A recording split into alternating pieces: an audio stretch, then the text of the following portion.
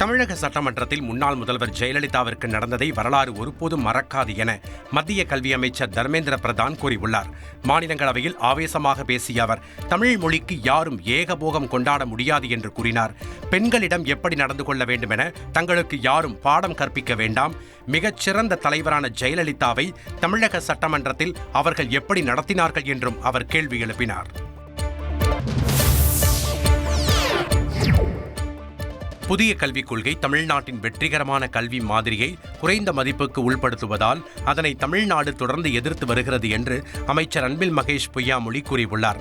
அமைச்சர் தர்மேந்திர பிரதானுக்கு பதிலளித்து அவர் வெளியிட்டுள்ள பதிவில், தமிழக அரசின் குழு அளிக்கும் பரிந்துரையின் அடிப்படையிலேயே PM ஸ்ரீ திட்டத்தில் இணைவது குறித்து முடிவெடுக்கப்படும் என கடிதத்தில் தெளிவாக குறிப்பிட்டுள்ளதாகவும் அவர் தெரிவித்துள்ளார். தந்தி டிவியை உங்கள் கேபிள் டிவி ஆபரேட்டரிடம் இலவசமாக கேட்டு பெறுங்கள்.